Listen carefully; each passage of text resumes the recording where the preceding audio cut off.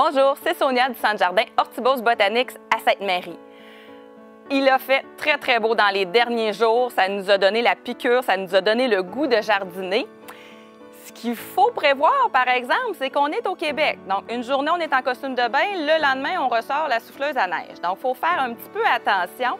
Avril, on sait l'adage, ne te découvre pas d'un fil. C'est pas nécessairement le temps de semer et d'aller mettre nos plants dans le jardin. On peut avoir des mauvaises surprises. D'ailleurs, cette nuit, ça a encore gelé ici, là, dans notre coin en Beauce. Il faisait un petit peu froid ce matin. Il faut faire vraiment attention. Mais là, si vous avez parti beaucoup de plants, des plants de tomates, des plants de piments, et là, il y en a là, qui sont allés là, avec des idées de grandeur. Ils ont oublié peut-être la partie planification. Et, par exemple, ils ont parti 30 plants de tomates pour mettre sur leur petit balcon et d'un appartement. Donc, c'est sûr qu'on ne peut pas tout mettre. Hein? Ça a l'air très beau, très petit quand on fait ça dans nos petits plateaux. Si on a semé, si on a 72 plants, que ce soit de tomates, peu importe, de piments qui ont sorti, on ne peut pas les laisser là-dedans jusqu'au mois de juin. À peu près, nous, en zone 4, normalement, on va mettre les plants à l'extérieur au début juin quand les risques de gel sont passés. Ça peut varier un petit peu d'une région à l'autre. Ce qui est important de faire à ce moment-là, c'est de mettre nos plants dans des pots plus gros. On va les rempoter dans des pots avec des trous, évidemment, pour qu'il y ait un drainage, pour que l'eau puisse s'écouler. Et ce qui est extrêmement important aussi, c'est de choisir le bon terreau. C'est pas parce que c'est un plant qui va aller dans notre jardin qu'on va mettre de la terre à jardin dans notre pot. Là, la terre à jardin, c'est fait pour mettre dans le jardin. En pot, on va privilégier plutôt des terreaux, entre autres, comme le terreau potager urbain, qui est un terreau qui a du compost dedans, qui est fait pour les pots.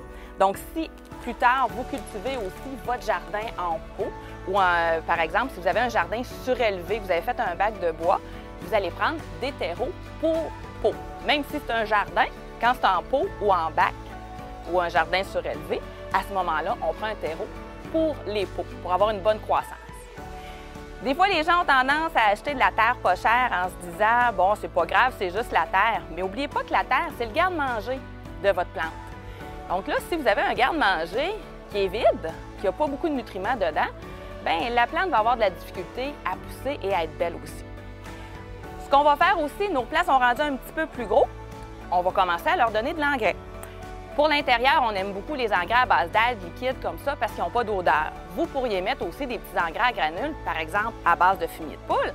Mais si vous êtes de ceux qui ont parti beaucoup de plants et que c'est rendu que vous en avez dans la cuisine, dans le salon, dans la chambre à coucher, quand on met la granule et qu'on arrose, il peut avoir des petites odeurs. La plante, elle, ça ne lui dérange pas.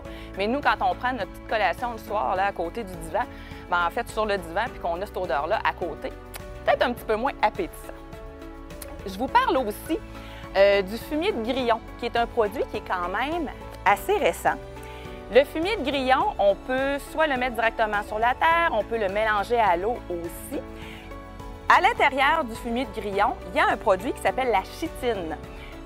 Je ne l'aborde pas aujourd'hui là-dessus, mais la chitine, en fait, ce que vous devez savoir, c'est que ça va aider à renforcer votre plant contre les maladies. Et en ayant un plant plus fort, évidemment, on a une production plus grande aussi.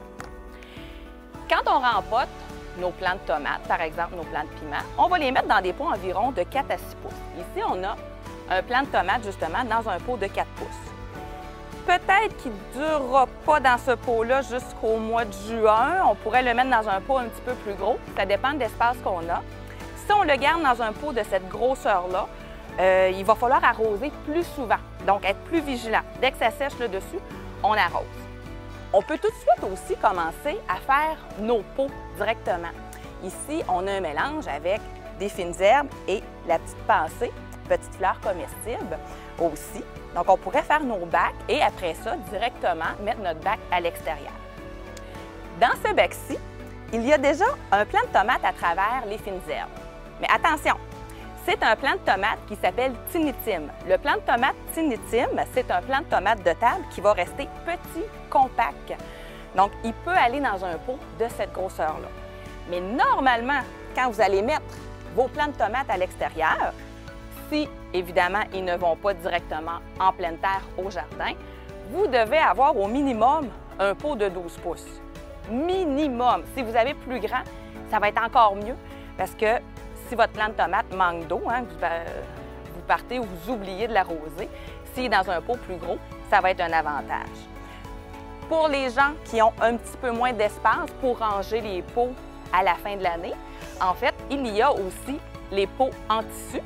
Donc, vous voyez, là, ça se range très bien du moment qu'on a enlevé la terre et ça fait des très belles productions aussi. On peut planter à peu près n'importe quoi là-dedans, même des patates. Ça se fait très bien. À l'automne, si vous avez ramassé vos bulbes de canna, de dahlia, par exemple, c'est le temps justement de les mettre en pot pour les partir. Vous pourriez aussi les planter directement en pleine terre, rendu à peu près à la mi-mai, sauf qu'en les partant maintenant, bien, ils vont fleurir beaucoup plus tôt. Parfois, quand on met les cannas à l'extérieur ou les dahlias directement au mois de mai, la floraison est très tard, des fois presque en septembre. C'est un petit peu moins intéressant, on aime ça les voir avant. Donc, on a ici des exemples de dahlias. C'est des dahlias géants, donc ils vont venir environ 3 à 4 pieds de haut.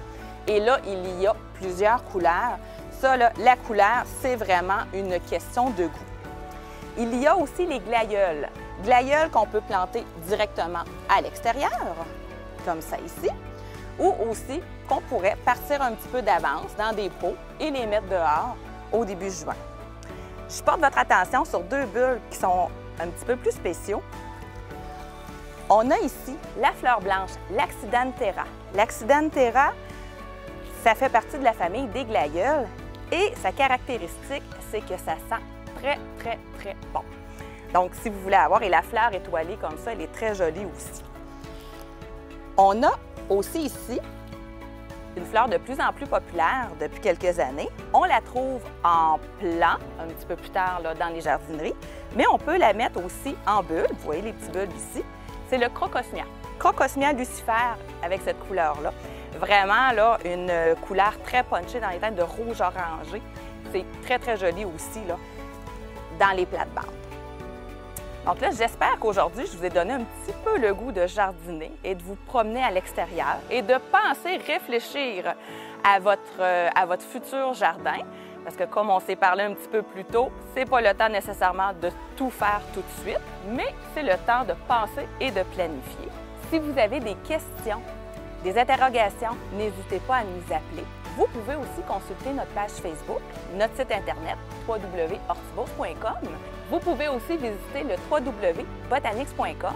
Il y a plusieurs blogs sur plusieurs sujets, dont les semis, les pousses, les germes, les jardins, et même un nouveau magazine, Jardin et potager urbain, magazine en ligne que vous pouvez feuilleter avec des très bons sujets justement sur le jardinage, que ce soit des jardins en pot ou des jardins directement en pleine terre.